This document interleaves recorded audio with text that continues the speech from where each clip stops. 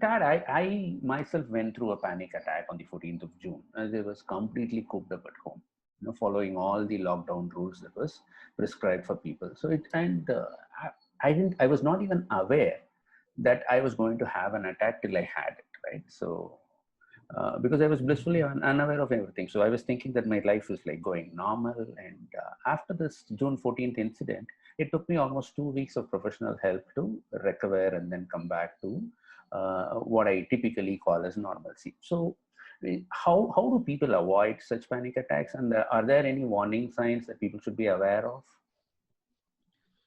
Okay, so since you said that you had a panic attack, and I'm sorry to hear about that, but happy to know you are out of it.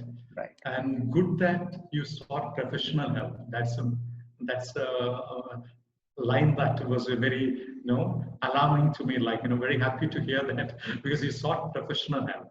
So the panic attack, when you ask me to talk, I can really talk for a day, but I will limit my answers to your questions. Okay. So, surely a panic attack, unusual, when you look at a panic attack, it's a sudden episode. Since you have experienced, you know it. Yeah. It's a sudden episode of intense fear, usually, that triggers severe physical reactions. Right. So, but when there is no real danger or apparent cause for it, you don't know, there is no real danger in front of you, and we may not have an apparent cause for why I'm getting it. So, but panic attacks can be very frightening when though you do not know the cause or real cause, or so there's no real danger. But when panic attack actually occurs, right, when it occurs, you might think you are losing control. Right. Correct? Having a heart attack or even dying, like kind of a feeling or an experience. So this can happen to our panic attacks in one's lifetime. It can happen for some individuals. And the problems may go away. These panic attacks may go away after some time. Usually whenever a stressful situation ends, actually speaking.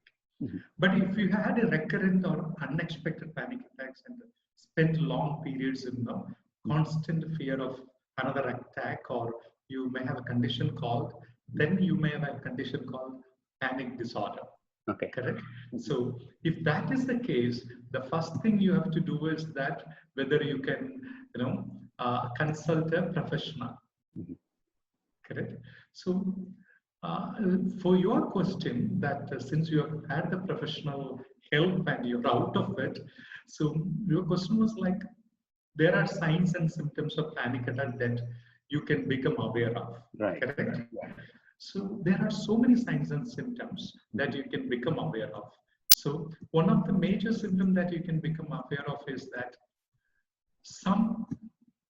the sense you may have, or some people may have, the sense of impending danger or impending doom, that it is going to happen. And something that the rapid and the pounding heart rate is increasing, you realize that you need to relax. Correct? And sometimes the fear of loss of control or the fear of death can really lead people to have panic attacks. Right. Even in a closed atmosphere, even in the heat, or even at home. So the sweating, the nausea, hot flashes, there are so many signs and symptoms that people can become aware of when they're about to get a panic attack. Correct? But we need to probably understand there are factors that may increase the risk of developing an attack, panic attack, or a panic disorder. So there are certain factors that you can become aware of, for people to become aware of. I can tell you a couple of factors. Probably the family history of a panic attack or a disorder, that may be one of the factors that may increase the risk or the disposition. Major life stress probably could be a death of a loved one, or a serious illness, or a pandemic around us, like COVID, which is around us, that can also induce panic attack, panic in people. And the serious illness of our loved one, probably a loss of a business or a job.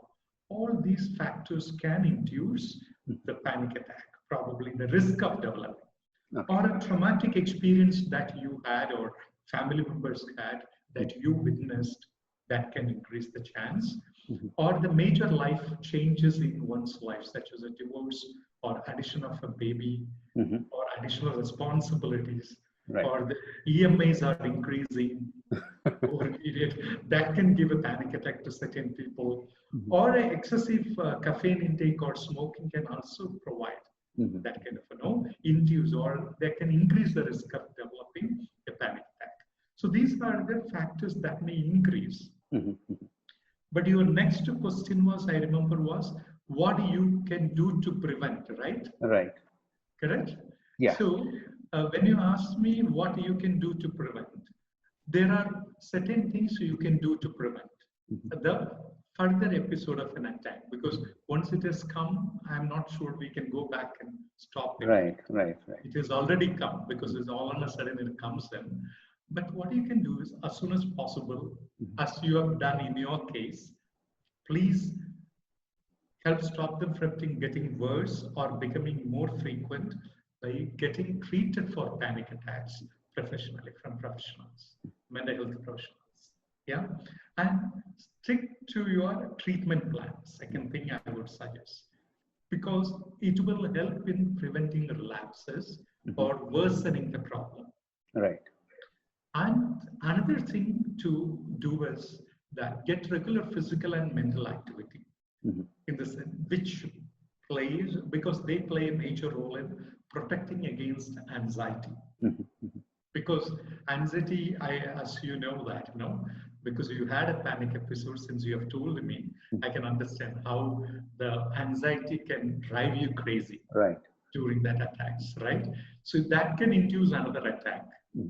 So if you're able to do something related with the physical and the mental, activity related, some activities which are very proven, very technical, which can be, you can may not go very well with everybody, the same activities. From people to people, certain things will work, as I told you before, but you can check with your professional what would suit you well, and you can discuss, and you can get through doing that. Sure. Immediately, if you want me to ask, first you become aware of the signs, second you seek professional help and keep up the treatment, and third, make sure that get regular and mental activity on your table. Your schedule. So that should surely reduce anxiety. But there are a lot of techniques which I'm not going to tell you now, because it's not a therapeutic session. Right. I get that. I hope you understand. Yeah, I do. Thank you so much for that.